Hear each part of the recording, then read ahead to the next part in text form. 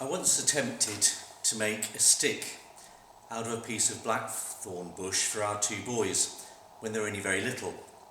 My whittling skills proved to be woefully inadequate, and it looked pretty awful by the time I'd actually finished.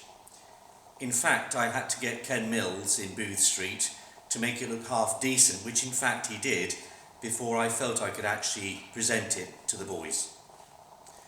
Along the edge of the stick, I carved the words "Nihil nos separabit."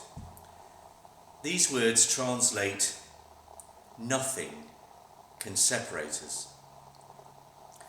Since Mothering Sunday, I've received communication from my sister in Mexico City, from Harry and Freddie's godfathers in Providence in the United States of America, my cousin in Canada, and would you believe, even from the Commonwealth War Graves Commission in Libya. I also received through the post a letter from Christ Church in Woodbury, New Jersey, in America, and here it is. It's a letter signed by various members of that church, including the rector, wholeheartedly resolved to enter into a formal twinning with St Anne in Tottington.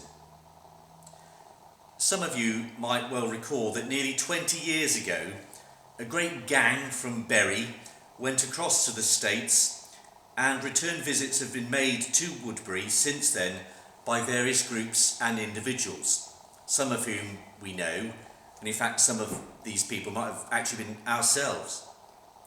The letter, which I've got, is signed by the following people: the Very Reverend Father Brian K. Burgess, Rector, Mrs. Kate Baldwin, Mr. Jim Atkins, Mrs. Cynthia Gallanthin, Mr. Michael Gallant, Mr. David Hanson, Mr. John Lydon, Mr. Robert Johnson, Mr. Mark Novolsky, Mr. Christopher Piskin, Mrs. Sophie Seddon, Ms. Gwendolyn Simpson, and Mrs. Kim Wright. I can't think that I've ever met any one of those people, but what a wonderful letter to receive in such trying times as we are currently experiencing. On the Feast of the Annunciation this week, I found myself in the vicarage garden, having been tasked by my wife to get on with a few jobs. At 11 o'clock in the morning, as the church clock chimed, I took my hat off, knelt down on the grass, facing east, and at the invitation of His Holiness the Pope, I said the Lord's Prayer in union with millions and millions and millions of Christians all over the world.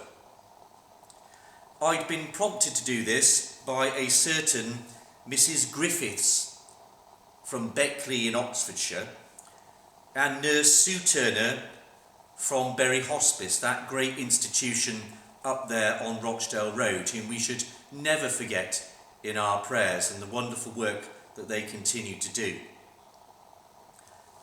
Nothing can separate us. Over the past few days, ideas and beliefs that we have had in church, that we may have just taken for granted, have assumed a really powerful significance and a truth about them. Our unity, forged in our shared baptism, gives us confidence to know that we are nearer to each other through those invisible bonds of connectedness that remind us of that other dimension to human existence that is much more than simply the material and the physical.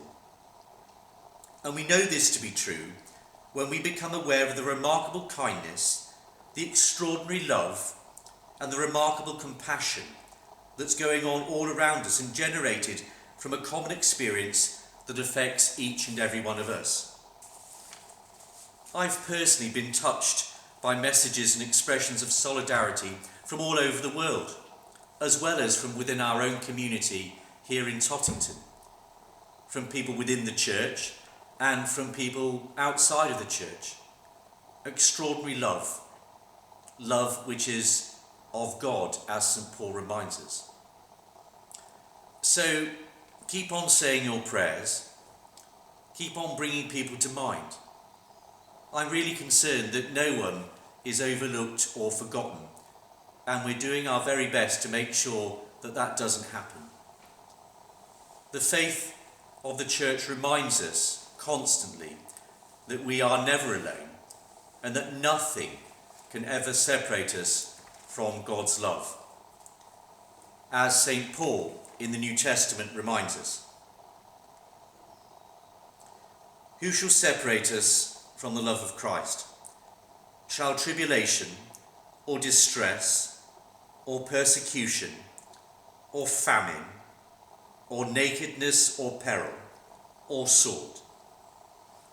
No, I am sure that neither death nor life, nor angels nor principalities, nor things present nor things to come, nor powers, nor height, nor depth, nor anything else in all creation will be able to separate us from the love of God, which is in Christ Jesus our Lord."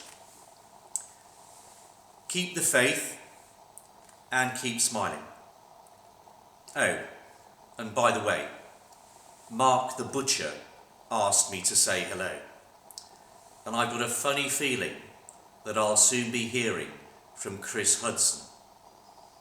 You pray for me, and I shall surely pray for you.